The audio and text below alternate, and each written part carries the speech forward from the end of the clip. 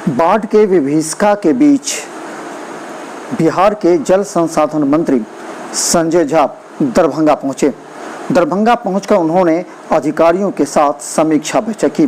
बाढ़ राहत एवं बाढ़ निरोधक कार्य की समीक्षा में उन्होंने जिला प्रशासन के द्वारा किए जा रहे कम्युनिटी किचन एवं राहत कोष से सभी पीड़ितों के अकाउंट में पैसा देने एवं वायुसेना के विमान से सूखा राहत पैकेट के साथ जिला प्रशासन के द्वारा किए जा रहे कार्य की सराहना की। उन्होंने कहा कि इस बार 1987 से भी ज़्यादा बाढ़ देखकर लोगों में दहशत भी व्याप्त है। उन्होंने कहा कि जरूरतमंदों के बीच पॉलीथीन सीट्स का वितरण कराया गया है, एयर ड्रॉपिंग से सूखा राशन पैकेट दिया गया है। उन्होंने कहा कि जिला प्रशासन के द्वारा किए गए कार्य प्रशंसनीय है। वहीं उन्होंने कहा कि 2012-13 में जहां 8 जगह बांध टूटा था, वहीं इस वर्ष हमारे अभियंताओं ने प्रशंसनीय कार्य किए हैं। उन्होंने कहा कि 2007 से देख रहे हैं यहाँ 4-4 महीने तक पानी रहता था। इस बार उन्होंने कहा कि 1987 से भी बेंचमार्क बाढ़ की आशंका जताई जा रही है। उन्होंने कहा कि जमींदारी बांध पर प्रश्नचिन्ह लगा है, इसमें नई कार्य योजना तैयार की जाएगी। उन्होंने ये भी बताया कि टोल फ्री नंबर पर सभी अपने सूचना दे सकते हैं। इस वर्ष बाढ़ राहत और बाढ़ निरोधक कार्य में ग्रामीणों ने भी भूमिका निभाई, जिनकी उन्होंने सराहना की। उन्होंने कहा कि बाढ़ के अस्थायी निदान के लिए भी वो कार्य करेंगे। हालांकि तकनीक निदान पर कार्य चल रहा है।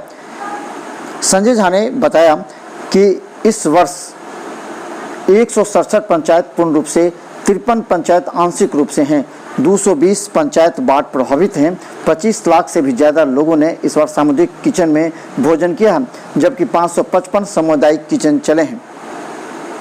बैठक किया है, क्या दिशा निर्देश दिया गया? देखिए, अभी सबसे ज़्यादा सफ़र दरभंगा के लोग किए हैं। यहाँ पर मधुबनी का पानी भी आ रहा है, यहाँ पर सीतामढ़ी का पानी भी आ रहा है, यहाँ पर मुजफ्फरपुर का पानी भी आ रहा है। लेकिन जिला प्रशासन ने जितना रिमार्केबल, जितना बढ़िया काम किया है, अभी हम लोग देख रहे थे कि आपदा में जिस हिसाब से कम्युनिटी किचन, जिस हिसाब से लोगों के अकाउंट में पैसा, और पानी जब थोड़ा कम हो जाएगा तो फसल क्षति, उस मामले में क्योंकि मैक्सिमम लोग अफेक्टेड दरभंगा जिला में हुआ, नंबर में देखिएगा, तो वो एक काम चल रहा है। दूसरा, जो हमारे जल संसाधन का हम लोगों ने रिव्यू किया है, क्योंकि एक बहुत जगह पानी जो 87 माना जाता था, 87 में सबसे ज़्यादा पानी हुआ, तो कुछ बहुत जगह पानी 87 को भी टप गया, उसके ऊपर चला गया, या एक्सेस वाटर हुआ, बारिश हुई यहाँ भी और नेपाल के कैचमेंट में, तो दोनों मिला के स्थिति बहुत ही भयावह हो गई। लेकिन कहीं भी बांध अभी तक ऊपर वाले कृपा से, और ख़ास करके डिपार्टमेंट के जितने इंजीनियर हैं वो सब लगे रहे, वो बचा हुआ है। लेकिन आगे के दिन में अलर्ट रहना, और जो 2 एरिया है,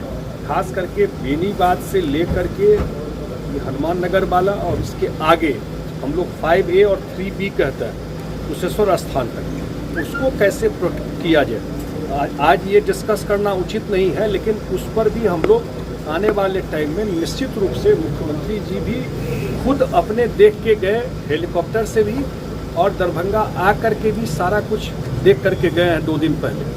तो वो उसका बांध करके उसका क्या रास्ता निकलेगा बेनीबाद से लेकर और कुशेश्वर स्थान, उसका भी निदान हम लोग आने वाले टाइम में निश्चित रूप से करेंगे। सर, दरभंगा जो बाढ़ से ज़्यादा प्रभावित हुआ है वो जमींदारी बांध को लेकर हुआ है, और कई वर्षों से जमींदारी बांध पर वर्क नहीं हो पाया है, तो क्या अच्छा आपने प्रश्न पूछा है। जमींदारी बांध में बांध ही नहीं है, लोग कहते हैं बांध है, मैं तो कह रहा हूँ कि उसमें बांध में न कोई मिट्टी है न बांध है वहाँ।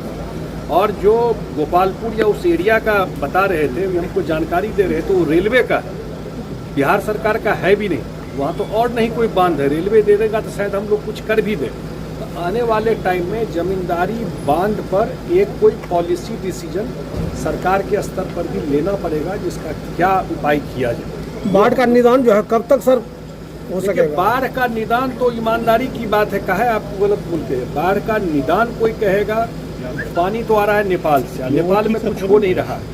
अब बिहार के साइड में ही कोई न कोई रास्ता निकालना पड़ेगा। मैंने कहा कि सबसे ज़्यादा समस्या दरभंगा के जो इस साइड के तरफ के लोग हैं, हनुमान नगर, बहादुरपुर, केवटी, जाले, कुशेश्वर स्थान, हायाघाट, इस बेल्ट के जो लोग हैं उनको ज़्यादा परेशानी हुई है।